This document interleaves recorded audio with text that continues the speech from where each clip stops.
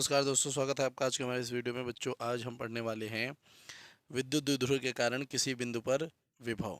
जी हाँ दोस्तों, इससे पहले हमने अक्षीय स्थिति में भी देखा, निरक्षीय स्थिति में भी देखा, और अब हमारे पास दोस्तों समय आ चुका है हमें इस प्रकार की स्थिति पर देखने के लिए कि वो कहीं पर भी स्थित हो। तो ऐसी सिचुएशन में हमें क्या करना होता है, तो हम देखिए हम क्या मानेंगे इस सिचुएशन में बेटा, कि मान लेते हैं, देखिए SBSC मैथ साइंस पॉइंट को सब्सक्राइब जरूर करिएगा, मैं बता दे रहा हूँ। एक आवेश हम मान लेते हैं, एक आवेश, देखिए ये एक बिंदु है ए और ये एक बिंदु है हमारे पास बी, और यहाँ पर ध्यान दीजिएगा, यहाँ पर हमारे पास एक प्लस क्यू आवेश है। हम मान लेते हैं यहाँ पे हमारे पास एक प्लस क्यू आवेश है, और यहाँ पर हम मान लेते हैं कि हमारे पास एक माइनस क्यू आवेश है। इतना आसानी से। अब देखिए हम क्या मानते हैं बेटा, कि यहाँ से जो हमारी दूरी है, ध्यान दीजिएगा इस बात पर कि थोड़ा सा यहाँ पे देखिए कितना अच्छे ढंग से हम लोग यहाँ से जो हमारी दूरी है, इस दूरी को हम 2D मान लेते हैं। इसके एक बीच बिंदु पर, यानी इसके एकदम बीच में हम यहाँ पर देखिए, यहाँ पर एक बिंदु मान लेते हैं कि ये बिंदु O है। क्या है बेटा? O है। एकदम सही। उसके बाद हम मान लेते हैं कि यहाँ पर एक बिंदु है जिसका नाम है बेटा क्या? P। यहाँ पे जो कि हमारे बिंदु ए से, ध्यान दिया जाएगा इस बात पर कि वो हमारे बिंदु ए से, यानी यहाँ से ये दूरी आर है या R1 है, हम ये मान लेते हैं। ठीक, और यहाँ से इसकी इस पी की दूरी क्या होगी बेटा? इस पी की दूरी हम मान लेंगे ये आर होगी। ठीक, और इस बी से इसकी दूरी कितनी हो जाएगी बेटा? इसकी दूरी को हम यहाँ से क्या मान लेंगे बेटा? यहाँ से हम मान लेंगे R3 या R2 ले लीजिए। R3 कहाँ से आ जाएगा? R2 ले लीजिए। ठीक, यहाँ पे थोड़ा सा कट के R2 ले लीजिए। ठीक, R2 हो गया। अब ध्यान से सुनिए कि हम लिखेंगे क्या क्या बातें यहाँ पर। ठीक, यहाँ पे जो जो बातें लिखी जाएंगी, सबसे पहले हमें स्टेटमेंट के तौर पे वही लिखनी होती है। तो अभी इतना हम लोग किए हुए हैं। ठीक, अब देखिएगा हम यहाँ पे क्या लिखेंगे। सबसे पहले हमें यहाँ पे लिखना पड़ेगा बेटा क्या, कि माना, देखिए ये बेहतरीन चीज़ होती है। सबसे पहले क्या, आप जो मानी गई हुई बातें होंगी वो लिखी जाती हैं। तो हम लिखेंगे कि माना ए बी एक द्विध्रुव है। क्या है बेटा? ए बी एक हमारे पास द्विध्रुव है। ये चीज़ हम देख रहे हैं कि ए बी हमारे पास एक क्या है बेटा? द्विध्रुव है। ठीक, एकदम क्लियर। यहाँ तक देखिए कोई कोई संकोच मत करिए, कि कोई भी समस्या नहीं होनी चाहिए कि ए बी हमारे पास एक द्विध्रुव है। ठीक, यहाँ पे हम लिख सकते हैं कि जिसके, क्या लिखेंगे? जिसके बिंदु ए पर, जिसके बिंदु ए पर, जिसके बिंदु ए पर, ठीक बेटा। तो जिसके बिंदु ए पर क्या है बेटा? जिसके बिंदु ए पर प्लस क्यू आवेश, प्लस क्यू आवेश तथा प्लस क्यू आवेश तथा बिंदु बी पर, बिंदु बी पर हम लेंगे बेटा बिंदु बी पर माइनस क्यू आवेश है। इस तरीके से माइनस क्यू आवेश है। ठीक, यहाँ तक कोई समस्या नहीं। तो देखिए इस तरीके से हमने लिखा कि माना ए बी एक द्विध्रुव है, हमारे पास ए बी एक द्विध्रुव है, और इसके बिंदु ए और बी, देखिए ए पर प्लस क्यू आवेश था, हमने प्लस क्यू लिखा, तथा बिंदु बी पर माइनस क्यू आवेश है तो माइनस क्यू आवेश लिखा। यहाँ तक कोई समस्या नहीं, एकदम सही। तो फिर लिखेंगे इसके मध्य, इसके मध्य बिंदु, इसके मध्य बिंदु ओ से, इसके मध्य बिंदु ओ से, इनके मध्य बिंदु ओ से आर दूरी पर, आर दूरी पर एक बिंदु पी, एक एक बिंदु ले लेते हैं, एक बिंदु पी।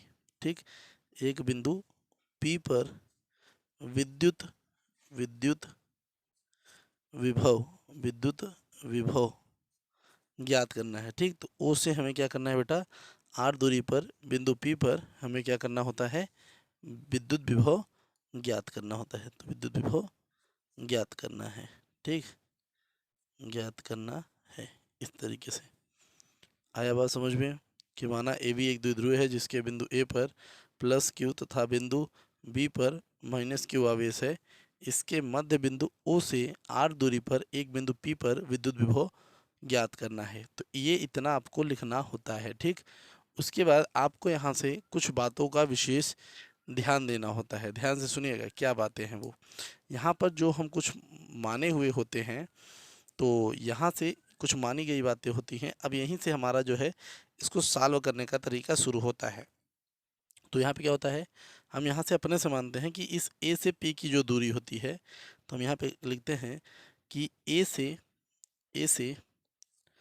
पी की दूरी, ए से पी की दूरी बराबर आर वन। ये क्या होता है बेटा, हमने माना होता है, तो हम यहाँ पे लिख देते हैं माना। फिर इसी तरीके से हम क्या लिखते हैं बेटा कि बिंदु बिंदु ए से था, ये हम बी से पी मान लेते हैं, तो बी से पी की दूरी, तो हम ये बी से पी की दूरी, तो इस तरीके से बी से पी की दूरी ये क्या हो जाता है R2। ये भी हमने क्या किया, माना, तो ये क्या हो जाता है माना। ठीक, इतना सही। अब देखिए हमें क्या लिखना होगा यहाँ पर। सबसे पहले आपको समझना ये है कि जिस तरीके से अभी तक हम लोग सब करते आए हैं उसी तरीके से ये भी किया जाएगा। कोई अलग तरीका अभी के लिए फ़िलहाल इसमें इस्तेमाल नहीं होगा। तो अब देखिए यहाँ क्या है कि हम ये लेंगे कि इस प्लस क्यू से बिंदु पी पर विद्युत द्विध्रुव मतलब प्लस क्यू के कारण पी पर विद्युत विभव। तो हम यहाँ पे क्या लिखेंगे बेटा, देखिए प्लस क्यू के कारण बिंदु, इसी तरीके से लिखेंगे बिंदु पी पर विद्युत विभव। ठीक, इस तरीके से विद्युत विभव। तो इसमें करेंगे तो क्या हो जाएगा, देखिए यहाँ पे करेंगे तो हमारे पास हो जाएगा कि हम पहले V1 निकाल रहे हैं, तो V1 बराबर हम यहाँ पे लिखेंगे 1/4 पाई एप्सिलॉन नॉट, ठीक, इंटू क्यू, और ये क्या हो जाएगा बेटा R1, क्योंकि जो प्लस क्यू के कारण बिंदु है तो ये यहाँ से यहाँ तक है और बीच की दूरी कितनी है बच्चों, हमने R1 मानी है। ठीक, तो इसलिए ये हो जाएगा। अच्छा, ये अदिश राशि होती है तो उसके लिए यहाँ पे आपको दिशा लिखने की ज़रूरत नहीं होती, ये बात याद रखिएगा।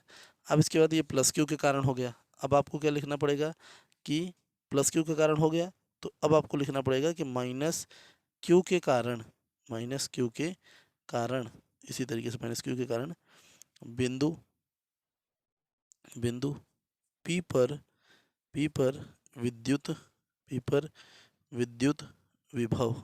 तो ये हो जाएगा विद्युत विभव। देखिए क्या, अब यहाँ पे लिखेंगे तो क्या होगा, तो यहाँ पे भी हो जाएगा बेटा, देखिए V2 बराबर, ठीक, V2 बराबर, अब ये माइनस है तो याद रखिएगा इसको माइनस में ही लिखा जाता है 4 पाई एप्सिलॉन नॉट, ठीक, इंटू क्यों, क्योंकि जो आवेश रहता है उसी में इसका जो है मतलब चिन्ह होता है ना। तो यहाँ पे R1 था, तो ये इसके यहाँ से की दूरी क्या है, R2 है, तो यहाँ पे हम क्या लिखेंगे बेटा, यहाँ पे R2 लिखेंगे, और इसके लिए हम क्या लगाएंगे बेटा कि ये हमारा समीकरण 2 है। इतना सही रहिएगा, यहाँ तक तो कोई समस्या नहीं। अब देखिए यहाँ पर हमें क्या लिखना होता है, अब हम लिखेंगे अतः, देखिए अतः अतः P पर कुल विभव, अतः P पर कुल विभव। तो हम देख रहे हैं कि P पर कुल कितना विभव आएगा, तो ये 1 वाला और ये 2 वाला दोनों को अगर हम जोड़ देंगे तो विभव आ जाएगा। यानी हम ये कह रहे हैं कि अगर हम V निकालना चाहते हैं तो V1 प्लस V2 कर दें। ठीक, तो V बराबर, V1 का मान कितना है, देखिए 1/4 पाई एप्सिलॉन नॉट, ठीक, Q/R1, फिर प्लस करेंगे हम। अब देखिए V2 का मान कितना है, माइनस में है, तो 1/4 pi epsilon not into Q, और ये R2, ठीक, ये ब्रैकेट के अंदर इसको हम बंद कर दिए। अब देखो यहाँ से हो जाएगा ये V बराबर 1/4 पाई एप्सिलॉन नॉट, ठीक, हमने इसको क्या किया, इन दोनों में ये था हमने कॉमन कर दिया। अंदर देखिए क्या बच रहा है अंदर, अच्छा अंदर एक चीज़ ध्यान रखिए, ये क्यू भी आपका बाहर आ जाता है, क्यू भी आपका बाहर आ जाएगा। ठीक, यहाँ से, ठीक, इसमें से हमने इसको और इसको यहाँ पे कॉमन कर लिया है, कोई समस्या नहीं। अब देखिए अंदर क्या बचा, ये बचा तो भैया 8, ये क्या बचा R1, ये कितना बचा, ये R1 बचा, एकदम क्लियर रहिएगा, यहाँ पे R1 बचा। फिर उसके बाद माइनस लगाएंगे, माइनस हो गया। अब देखिए क्यों, क्योंकि प्लस माइनस का माइनस होता है, ठीक। तो यहाँ पे 1/R2, ठीक। ये हमारे पास यहाँ पर इस प्रकार से इतना बचा। कोई समस्या बताइए? यहाँ तक तो कोई समस्या नहीं होगी, एकदम आराम आराम से सब कुछ देखते चलिए। मैं गारंटी देता हूँ कि आपको सारी की सारी बातें एकदम बढ़िया से समझ में आएंगी, ठीक। ऐसा नहीं है कि नहीं समझ में आएंगी, और कोई भी ऐसी चीज़ नहीं होती जो समझ में नहीं आती है। बस फ़र्क इतना होता है कि हम उसे कितने अच्छे तरीके से पढ़ रहे हैं। बस यही एक हमारे पास व्यवस्था है कि हम अच्छे ढंग से पढ़ें, ठीक। तो यहाँ पर हम इसे समीकरण, देखिए हाँ ये लगभग सही था। यहाँ पे हम इसे समीकरण 3 कह सकते हैं, इसे हम समीकरण 3 कह सकते हैं। तो हमने समीकरण 3 कह लिया, कोई समस्या नहीं होगी। अब यहाँ पर हमें थोड़ी सी बातें करनी होती हैं, किसके बारे में? R1 व R2 के बारे में। तो यहाँ पे हम क्या लिखेंगे? R1 व R2 की गणना, R1 व R2 की गणना। अब ध्यान देंगे, R1 व R2 की गणना करेंगे। तो हम इसके लिए क्या करेंगे देखिएगा, इसके लिए हम क्या करेंगे, यहाँ पे हम थोड़ा सा आगे आते हैं। देखिए अब इसके लिए हम क्या करेंगे बेटा, थोड़ा सा हमने यहाँ पे ज़्यादा लिख दिया है जगह, पर आप इसको थोड़ा सा मैनेज कर लीजिएगा। देखिए करेंगे क्या, इसके लिए हम क्या करेंगे, बिंदु जो ए है, जो बिंदु ए है, ए से पी पर जो है, देखिए ए है ना, तो ये ओपी वाला जो रेखा है, ए से हम इस पर एक लंब डाल देते हैं। यहाँ पर एक लंब हम डाल देंगे, जिसको हम यहाँ पे एम लिख देंगे। तो ये क्या हो जाएगा, इस बिंदु पर हमने एक लंब डाल दिया, जिसे हम क्या कहेंगे कि हमने ए से ओपी के ऊपर एक लंब क्या डाल दिया, एम डाल दिया, ठीक। उसके बाद हम क्या करेंगे, इस ओपी वाली रेखा को, इस ओपी वाली रेखा को हम थोड़ा सा पीछे बढ़ा लेते हैं। इसको हम थोड़ा सा यहाँ से इसी तरीके से यहाँ तक बढ़ा लेते हैं, और यहाँ से हम यहाँ पर एक लंब जो है डाल लेते हैं। यहाँ से एक, यहाँ पर ध्यान दीजिएगा, यहाँ से हम यहाँ पर एक लंब जो है भैया डाल लेते हैं, और इस पॉइंट का नाम हम कर देते हैं एन। ध्यान दीजिएगा, इस पॉइंट का नाम हम कर लेते हैं एन। अब समझिएगा बात को कि हमने क्या किया, हमने यहाँ पर ए से ओपी पर लंब डाला, और ओपी की बढ़ी पीछे बढ़ाई हुई जो है रेखा पर हमने बी एन लंब डाल दिया, ठीक। ये चीज़ हो गया। इसी चीज़ को सेम हम यहाँ पे लिखेंगे। क्या लिखेंगे, देखिए हमने क्या किया कि भैया हमने इसके लिए हमने क्या किया कि हमने बिंदु ए से, बिंदु ए से हम ये लिखेंगे, बिंदु ए से ओपी पर, बिंदु ए से ओपी पर क्या किया, बिंदु ए से ओपी पर लंब एम एम, लंब एम, लंब एम तथा लंब एम तथा बिंदु बी, बिंदु बी से, बिंदु बी से ओपी, बिंदु बी से ओपी बढ़ी हुई, बढ़ी हुई, बढ़ी हुई रेखा पर, बढ़ी हुई रेखा, बढ़ी हुई रेखा पर बी एन, बी एन लंब डालते हैं, बी एन लंब डालते हैं। तो इस स्थिति में हमको क्या पता चलता है बेटा कि ये जो हमारा आर है, ध्यान दीजिएगा, यहाँ से हमें क्या पता चलता है कि जो हमारा आर है वो इस डी के तुलना में, 2D माना था ना हमने, तो यहाँ पे डी और ये डी, तो यहाँ पे ये डी और ये डी, ठीक। तो हमने 2D बताया था कि आपको ये 2D है, ठीक। तो ये देखिए यहाँ पर अब क्या होगा कि मानते हैं कि भैया ये जो डी है, ये जो हमारे पास डी है, ये आर की तुलना में तो नगण्य है, बहुत छोटा होता है, बहुत छोटा होता है, ठीक। तो यानी यहाँ पे हम क्या कर रहे हैं कि हम यहाँ पे लिखेंगे भैया जो हमारा 2D है, जो हमारा 2D है, ये तो वास्तव में बहुत छोटा है, बहुत छोटा है किसकी तुलना में, आर में। क्योंकि देखिए मैं समझाता हूँ यहाँ पे, क्योंकि यहाँ पे होता क्या है कि ये जो द्विध्रुव होता है ये अल्प दूरी होती है ना, और ये दूरी तो काफ़ी हो सकती है, इसलिए इसको हम नगण्य मान लेते हैं। और अगर हम इसको न के बराबर मानेंगे, यदि हम इसको न के बराबर मानेंगे, तो इस स्थिति में ध्यान से सुनिएगा बात, अगर हम इसको न के बराबर मान लें, अगर किसी त्रिभुज में आप ये खुद सोचिए कि ये दूरी जो है अगर ये न के बराबर हो जाए तो इसमें क्या होता है, तो इसमें जो आपका AP है, देखिए जो आपका ये AP है और AMP, ये आपका AP और ये MP, ध्यान से सुनिएगा इस बात को, ठीक। तो अगर आप चाहें तो हम इसके एकदम जस्ट बगल में ही अब सब कुछ लिख दें, जिससे कि आप समझते रहें ना। ज़रूरी भी होगा कि तो यहाँ पे ध्यान दीजिएगा कि अब आपको यहाँ से नीचे से हम एक दूसरे पेज पर आपको यहीं बगल में सारी गणनाओं को लिखकर दिखाते रहेंगे, जिससे कि आपको समझ में आता रहे। ठीक बेटा, तो देखिएगा, ध्यान देते रहिएगा। ठीक, जो जो बातें अब हम यहाँ पे आपसे बोलेंगे, तो देखिए हमने वहाँ पे तो मान लिया था, क्या मान लिया था, देखिए कि जो 2D है वो बहुत ही ज़्यादा छोटा है R से। ये तो हमने वहाँ पे बोल दिया था कि 2D बहुत छोटा है R से। ठीक, अब यहाँ पे आपको ये समझना है कि अगर यहाँ पे 2D R से छोटा है तो आपका जो ये AP है, ये जो आपका AP है, ध्यान दीजिएगा, ये जो आपका AP है, ठीक, वो लगभग हम बराबर मान लेते हैं किसके, MP के। तो ये बराबर आ जाता है लगभग MP के, ये बराबर आ जाएगा।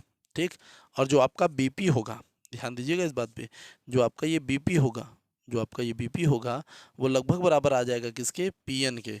तो ये जो आपका BP है, देखिए जो आपका ये BP है उसे भी लगभग बराबर हम मान लेते हैं किसके, NP के या पीएन के, जो भी आप लिख सकें, एनपी के या पीएम के। अब देखिए आगे क्या करते हैं, आगे हमें करना है कि त्रिभुज ए ओ एम में, देखिएगा हम क्या करेंगे, त्रिभुज ए ओ एम, ये वाला जो हमारा त्रिभुज दिख रहा है आपको, ए ओ एम, ठीक, ये वाला पूरा त्रिभुज। ठीक, इस त्रिभुज में हम क्या लेते हैं बेटा, इसमें हम कॉस थीटा लेंगे, इसमें हम कॉस थीटा लेते हैं। अब कॉस थीटा क्या होता है आप भी जानते होंगे, आधार बटा कर्ण, बहुत फेमस है भैया, आधार बटा कर्ण। ठीक, तो कॉस थीटा का वैल्यू कितना होता है भैया, आधार बटा कर्ण, इतना आसान था। अब आधार बटा कर्ण लेंगे तो आधार इसमें हम क्या मान लेंगे बेटा, ओ एम को। किसको मान लेंगे बेटा, ओ एम को ना। तो यहाँ पे आधार हम क्या मान ले रहे हैं बेटा, ओ एम। ठीक, और कर्ण तो हमारा फेमस है भैया, कर्ण को तो एकदम साफ है कि हमारे पास ओ ए हमारा क्या है, कर्ण है। तो इस हिसाब से ये हो गया ओ ए। अब देखिए हम इसको क्या लिख सकते हैं, यहाँ पे हम इसको लिख सकते हैं कि भैया cos theta is equal to O M बटा ओ ए, ये लिख सकते हैं। इस ओ ए को हम इधर भेज देते हैं, देखिए इस ओ ए को हम इधर भेज देते हैं, तो यहाँ पे हो जाता है कॉस थीटा ओ ए बराबर ओ एम।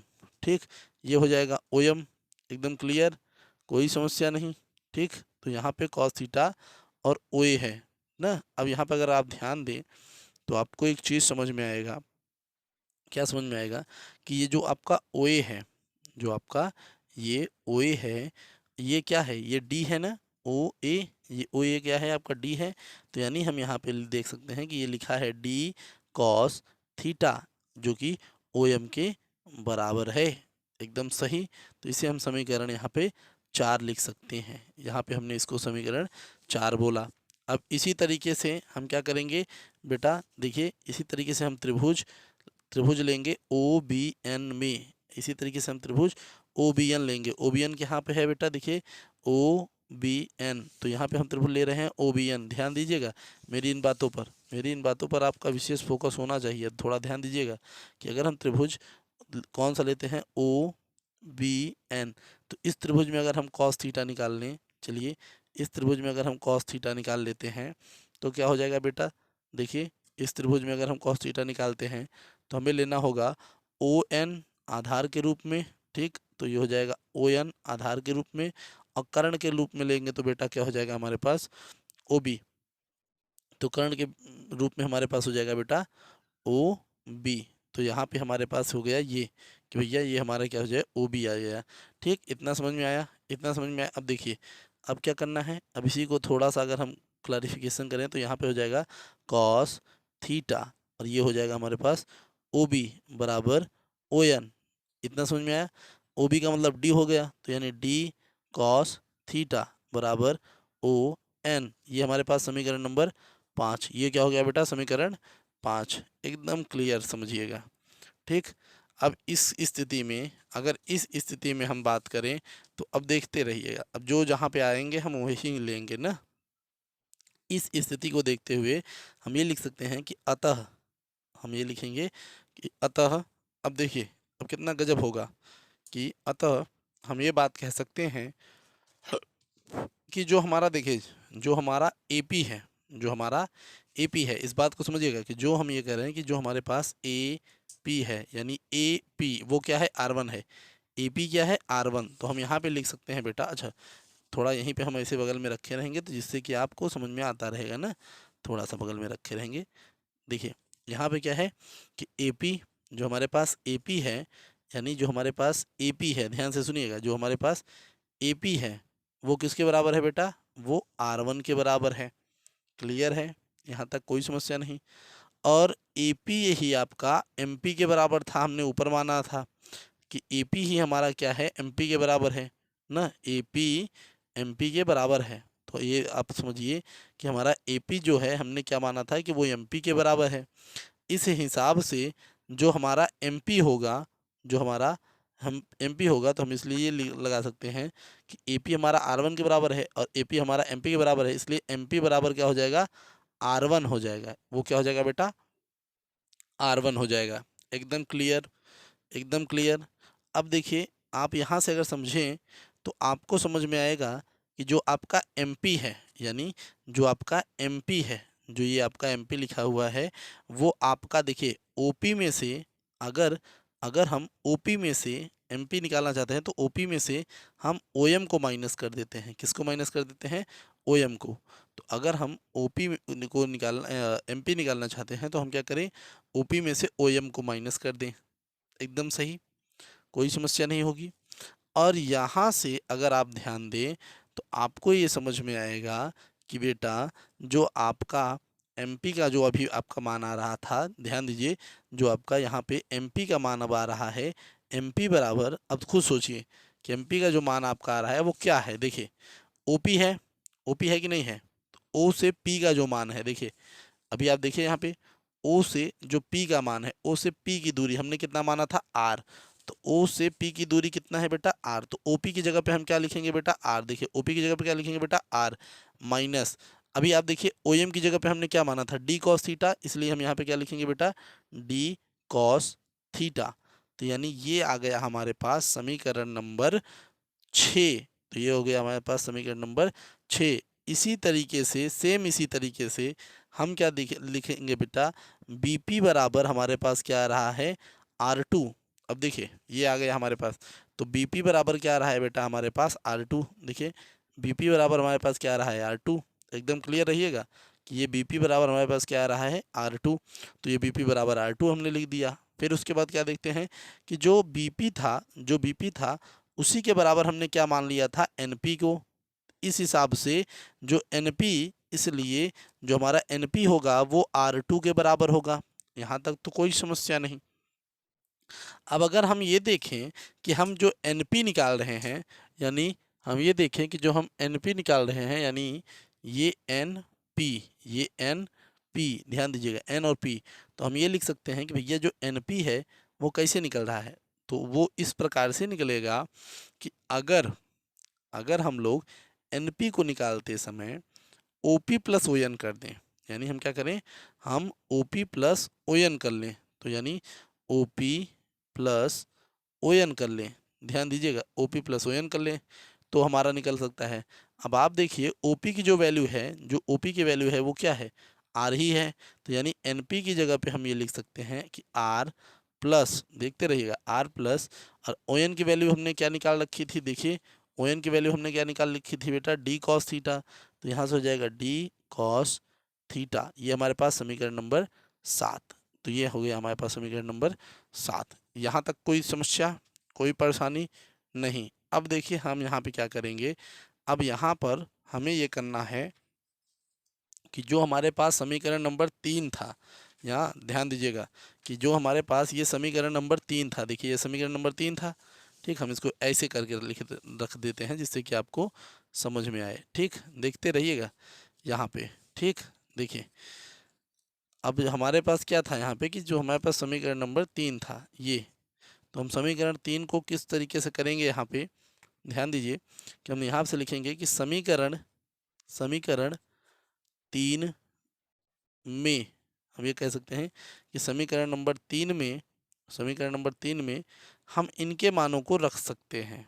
ठीक, ध्यान दीजिएगा कि हम क्या कर सकते हैं कि हम इनके मानों को रख सकते हैं। अब अगर आप ध्यान दें तो आपको ये समझ में आएगा कि जो आपका MP है, देखिए जो आपका MP है, जो आपका MP है बेटा वो किसके बराबर है, R1 के। यानी R1 की जगह पे हम R minus D cos theta रख सकते हैं।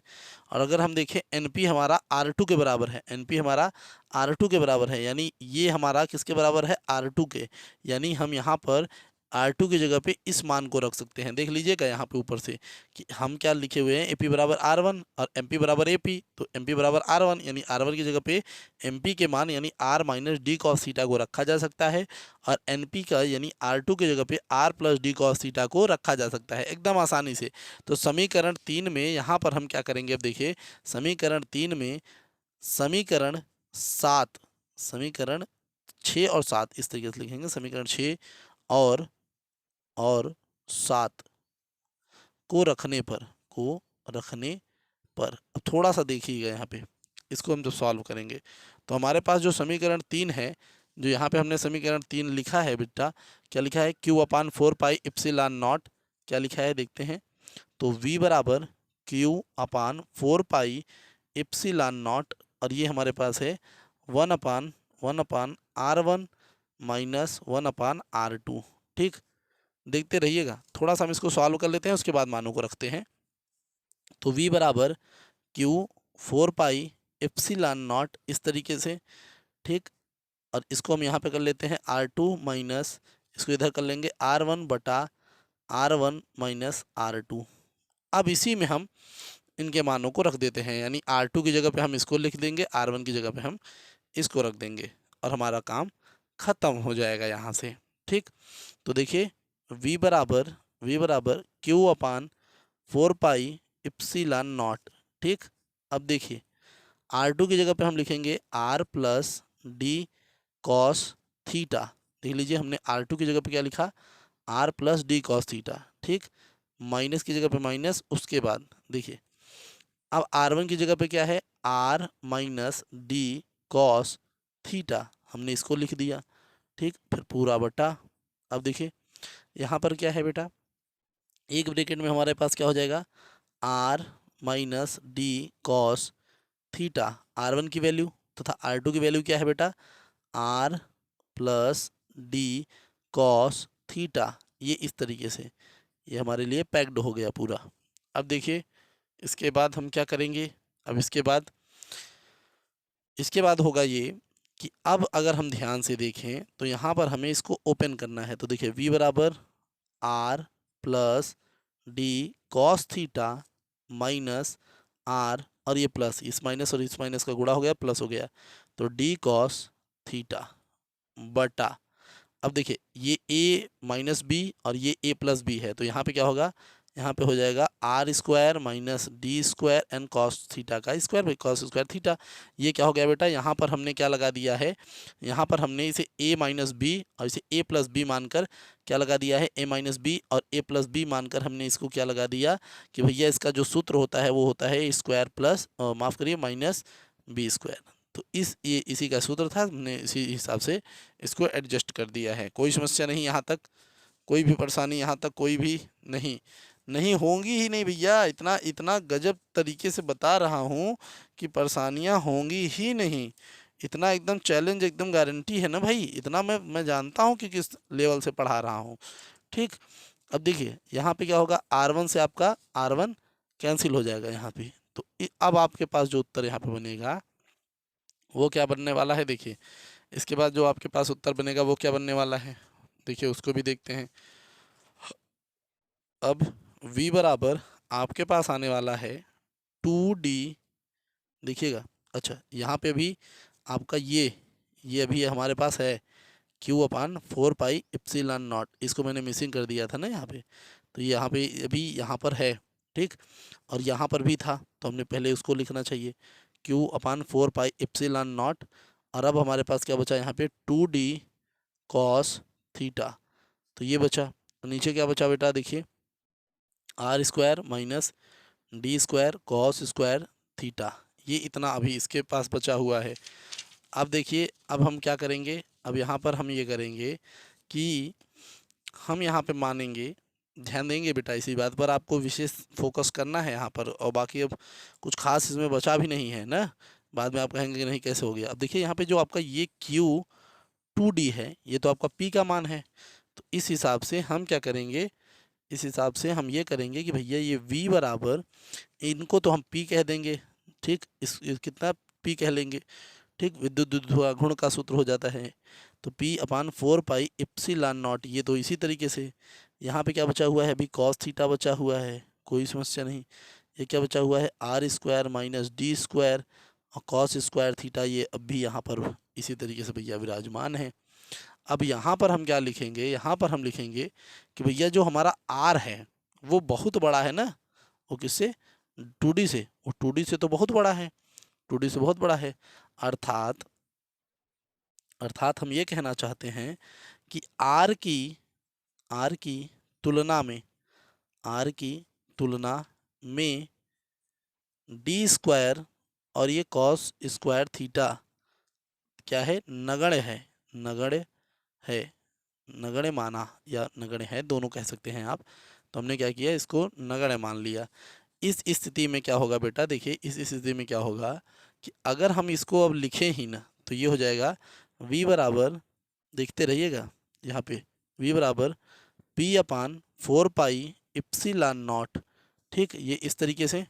और फिर उसके बाद क्या होगा, देखिए कॉस थीटा और ये आप इस आर स्क्वायर, इस हिसाब से इस P को हम इधर भेज सकते हैं, बिल्कुल हमारे हक में है, तो हम यहाँ पे भेज देंगे तो ये हो जाएगा 1 upon 4 pi epsilon naught P cos theta upon R square. और यही दोस्तों आपका सूत्र भी होता है, ठीक, इसी हिसाब से आपका सूत्र भी होता है।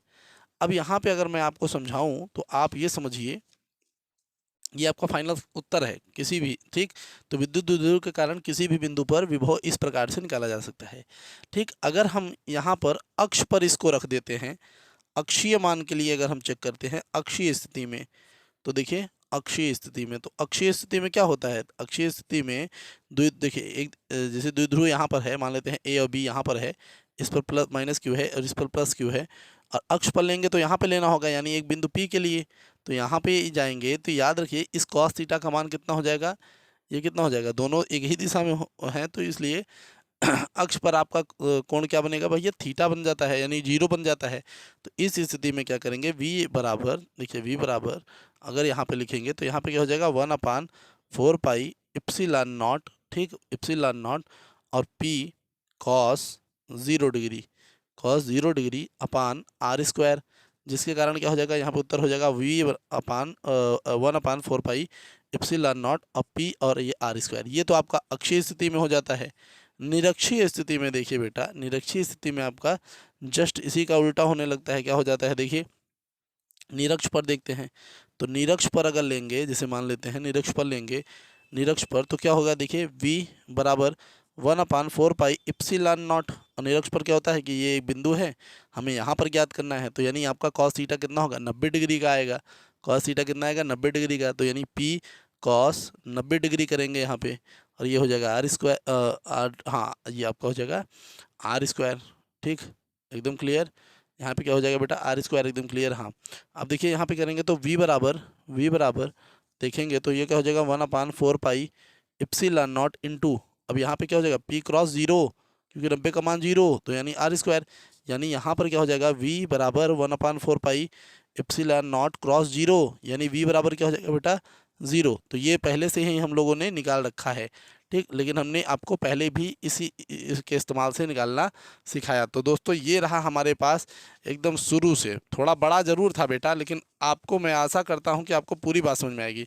सबसे पहले हमने क्या किया था कि चित्र बना लिया था, चित्र बनाने के बाद देखिए हमने इस तरीके से सभी को सॉल्व करते हुए आगे हम गए। उसके बाद हमने क्या किया, ठीक, उसके बाद हमने क्या किया, फिर यहीं से हमने क्या किया था, यहाँ तक किया, फिर इसको हम करते हुए चले गए। जब हम करते हुए चले गए तो यहाँ पर हमारे पास क्या बचा बच्चों, ये आ गया। फिर उसके बाद हमने क्या किया, फिर हमने ये लगाकर इसको पूरा ख़त्म कर दिया। तो दोस्तों वीडियो कैसी लगी ज़रूर बताइएगा। हम मिलेंगे आपसे अगली वीडियो में, तब तक के लिए जय हिंद जय भारत।